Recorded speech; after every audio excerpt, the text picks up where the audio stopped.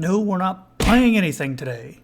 Hey guys, so yeah, I was kind of gone for a little bit, and there were a couple reasons why. One of them was I was working with the HackG team on testing the Sega Genesis Mini. That took up some of my time. I can't say it was the only reason that I wasn't making videos, but I was putting a lot of time into it. Another reason was because the AGDQ marathon was going on, and I intentionally had planned on going to that in person, but it didn't work out. I stayed home.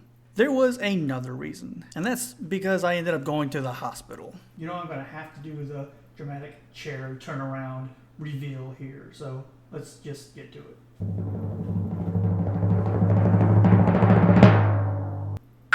Yes, I broke my face. And that's the main reason I'm making this video, is because that's the reason I haven't appeared on camera in any videos recently, because I had this going on. And trust me, it looked a lot worse before. Now nobody's going to want to take me to prom. So here's what happened. For Christmas, Cass got me a second monitor and a new desk to do all my video stuff on. So, and actually I can show you real quick if you want. Hold on. Well, this is going to be kind of weird. Hi, what's up? Oh, you get a real good look at it there. Yeah, nice. So, oh, I had some Wendy's. There's my recording stuff. It's a really nice desk. Oh, look at all that at-game stuff. Little sign, just a preview of what will, be coming in the future. So a really nice desk, way better than the one I had before. Just gonna set you guys down right there. Probably same spot, close enough. So she got me a new desk. We had to get rid of my old desk, which wasn't really a desk. It was more like a dresser. Dresser's not the right word. What is the right word? Like a tall wardrobe kind of thing.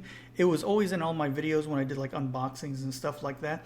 It was about maybe 5-ish feet tall, and it was heavy. So since August, we moved to this new apartment. We're on the second floor.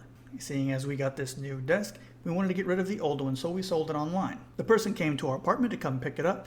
So I took our dolly and I went to start bringing it down the stairs. And at this point, the stairs were like, going down this way. I had it tilted back on the dolly towards me, and I was like going down the stairs this way.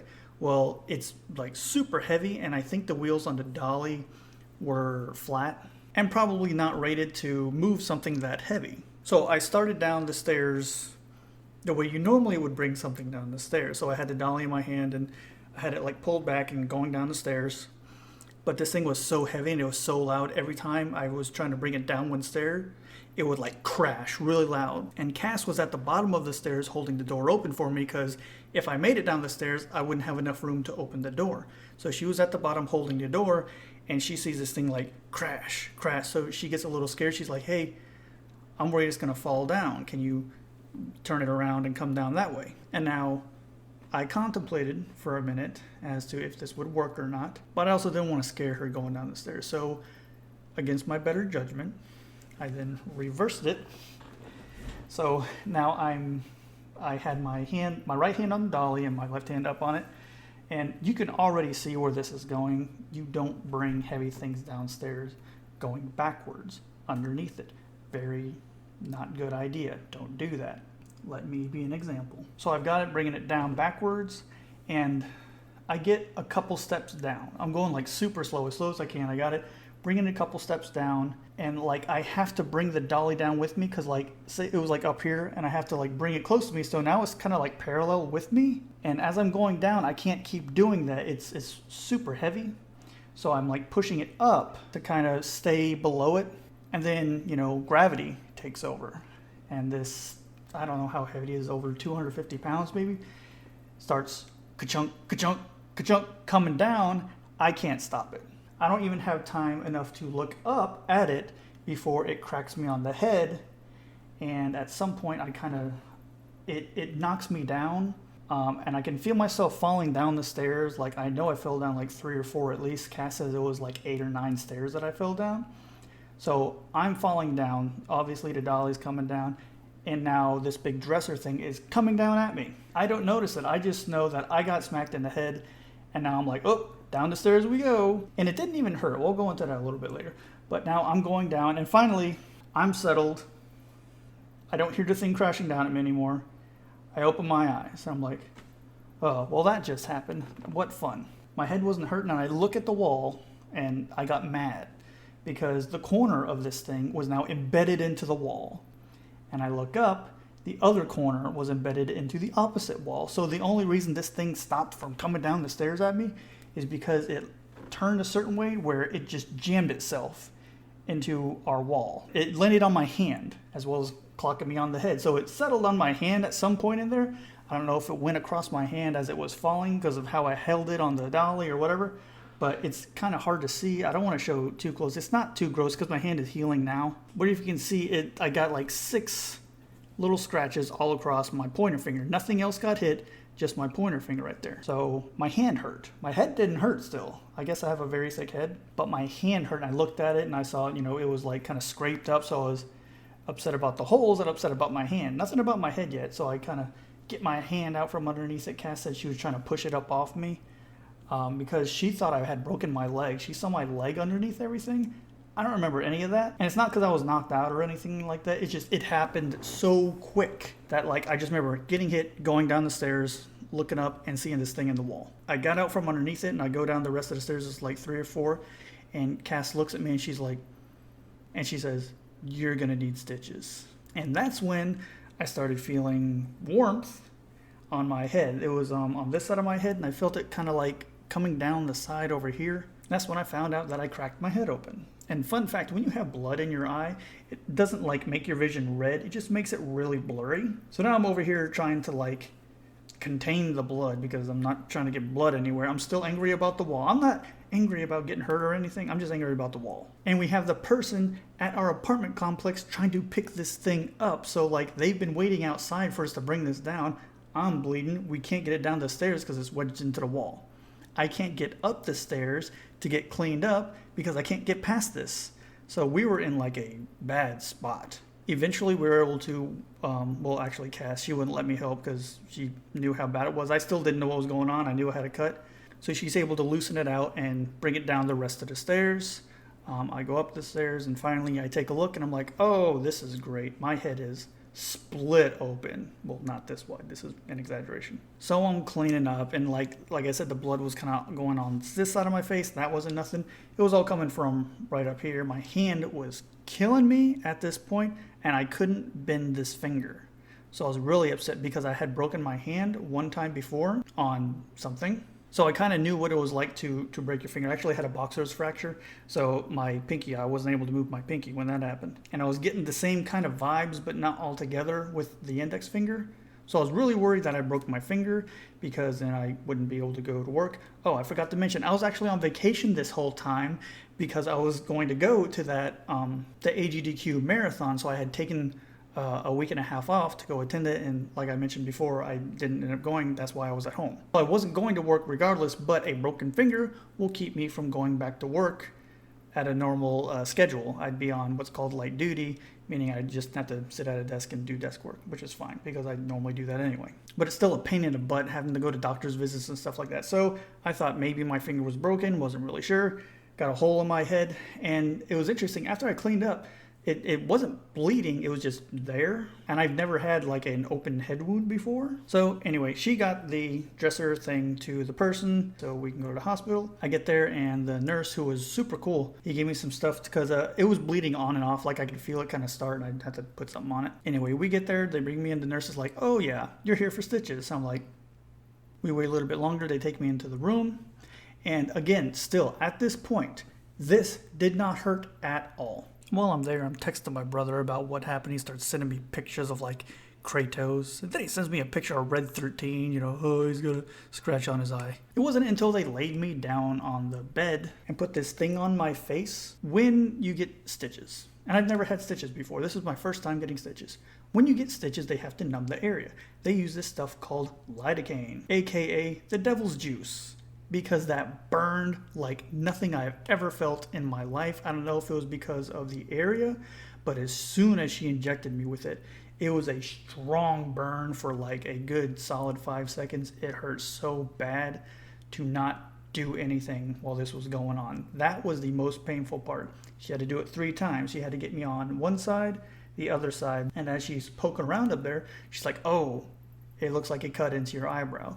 So you can't really see it because it's kind of deep here, but it does go down into the bottom of my eyebrow, so it went all the way down. So she had to inject me a third time with this stuff, like on the bottom part of my eyebrow, and it was just like, ooh, it was terrible. That was the worst part of this whole thing, pain-wise. That was the worst, getting injected. So she did that. It is all numbed up. I can't feel anything. Cass is in the room with me because she's into that kind of stuff. She loves watching people getting sewn up and stuff like that. She's all about it. So I got this thing on my face still, like this paper thing like covering my face. And I heard Cass go, ooh, like out of the side of my room. And I'm like, what? She's like, she just put her finger in your head. And then there's just like, yeah, I got to make sure there aren't any like bone fragments or wood fragments. And I'm like, ugh. I didn't feel a thing. And then she just starts stitching up. She's like, I'll use a light blue stitch so it doesn't show as much, blah, blah. Well, she forgot the light blue thread. It was a nice dark black thread, which I didn't care either way. But it was 7 stitches. Didn't feel a thing. She did it. She apparently did a really good job because when they went to take the stitches out last week, the doctor said it looked really good. So this was not broken. It turns out that it was jammed. It was definitely jammed. And I've done that before, and I had like completely forgot you can also jam and sprain your fingers and not break them when something like this happens. For some reason, I was just thinking broken just because of what was going on. But I did end up jamming it. It's a lot better now. It's not 100%, but I can close my fist. I couldn't do that before. The healing and the scarring, or not scarring, the scabbing and stuff is a little annoying, but it's not a big deal. And then for this feels fine. This is also healing, so it's a little itchy every now and then, but it's not bad. So a couple things went through my head after all this was done. I was thinking like, man, I got really lucky because I started thinking about it, and the way that it hit me in the head, and then it apparently hit me again right under my eye and kind of dragged down. Again, I have a picture of it if you want to see it, but you can see I got split, and then I had like a scar, not a scar, but like a red, like kind of very, very small cut here, and then you can see it like scrape down my face. So it like kind of hit me and then hit again lighter and went down. I thought I was going to have a black eye, but I didn't get a black eye. So it was so close to hitting my eye. And Cass actually thought that it hit me in the eye because when I looked at her with the blood like in my eye, she thought it hit me in the eye and that eye was done. But you know, I could be real negative about this, you know, be mad that, oh, I'm going to have a scar on my head and, you know, I almost broke my finger, but I'm actually not mad at all. I was mad more about the wall and getting a hospital bill. I'm extremely thankful that it wasn't just a little bit lower and it would have taken my eye out, or that I didn't break my finger. I'm just happy. I don't mind the scar. The scar is what it is. Normally people have to spend microtransactions to get something like this. But the other thing is, and this is where like, you know, the cosmos and karma and like stuff where like, had I gone to the marathon and I wasn't home and all this was going on, Cass would have tried to bring that down the stairs herself. And that actually kind of, when I was laying there thinking about it, like kind of took my breath away from it. I was like, oh my God, what would have happened if she tried to do that? Because I know she would have tried to do it that way too. And I wouldn't have been here. I would have been, you know, like 3 hours away. And what if she would have gotten like way more hurt than I did if she didn't get as lucky as me and she could have like broken something, the kids would have been home. So that thought really scared me. And so I consider this whole thing very lucky that, one, I didn't lose my eye, I didn't break anything, and two, that this didn't happen to her. Because to me, that would have been way worse than anything. I would have much rather, they could have taken my arm over this stuff happening to her. That's more important to me than me getting a scar that won't go away. But that's it. If you stayed to this part of the video, thank you so much. That means that you cared. And I really just wanted to make something because I haven't been on camera and I haven't done stories and I haven't posted a lot of stuff because I didn't want people asking about this without having something to direct them to. Hey, what happened to your face? Because sometimes people do that a lot, and I wanted to just have something. I explain it here in this video. Because, you know, YouTubing, everything's got to be online. And that was something else. I was actually planning on doing live streams while I was on vacation, but again, this happened and I decided not to because I didn't want to appear on camera with gross stitches. But yeah, I do have plans for a live stream if you'd be interested in that. I need to rearrange this entire desk because all I've really done is kind of set up the monitors, lights, the microphone, and just kind of plopped all my stuff on it. It's very disorganized. I do not like it like this. It's kind of been driving me crazy. So I think on a live stream, I'm just going to sit you guys back over here and we're going to fix this desk together. And I have a couple of shelves over there that I was planning on installing before I got this desk. When I had my other desk, I was going to put some shelves like on the wall next to me for like my game controllers and stuff, because I don't have enough room. I probably do on this desk now, but I got these shelves and I want to use them. But it'll just give me a little bit more room. I'll probably put them under the desk there. The stuff that I don't use all the time, you know, like the extra controllers, wires and cables, I'll put them on the shelves under the desk where I can still kind of get to them, and leave everything else up here. And I'm also going to be filming a lot of videos with my desk as the backdrop. Like my brother got me this for Christmas, and I have like no way to hang it up behind me when I do live streams and stuff now, because the camera's always pointing in that, find it, come on, that wall over there, and that's kind of far away. But my brother got me this for Christmas, and like, you know, it's super cool, and I want to hang it up. So if I can arrange my desk the way that I want and have my monitors on the smaller part over here and all my cool stuff over here, I have this wall that I can just put like, you know, this and a bunch of stuff, hang it up, and actually have a decent looking background, put my systems up, you know, stack them up. So like when I'm doing reviews or something, you have something to look at besides the green screen stuff. Because to be honest, setting that stuff up is sometimes a pain. It's a really cool effect, don't get me wrong, but it doubles and triples the amount of work I have to do to put videos out. And I'm at the point where I'd rather just keep putting more videos out. But anyway, this video's gone on way too long. That's the reason why I haven't appeared on camera, and that's the reason why it's been so long in between videos. I think it was something like almost 2 weeks, and the last time I went that long without putting a video out is when we moved, so I didn't have my equipment out to make anything. Anybody who has stayed this long, you are the best. You are the reason why I do this. I love that you stuck by me this whole time, and that you're a real fan of the channel. It really means so much to me. And that's it. I have a lot of stuff planned, more live streams. There's probably going to be a lot more live streams than before. I'll try and make them different than just playing games. Like I think I'll do some Genesis Mini testing live, or how to hack your system live, different things like that. I think people would like those. Let's see, I have the at-game stuff. I don't know if you saw that. I have some flashback things I'm going to be doing reviews on. I have the Atari Flashback X. This is an awesome system. Spoiler alert, I'm going to be doing a review on this. This is awesome. I love it. I'm not going to show you what it looks like. You can probably find it online, but you got to wait.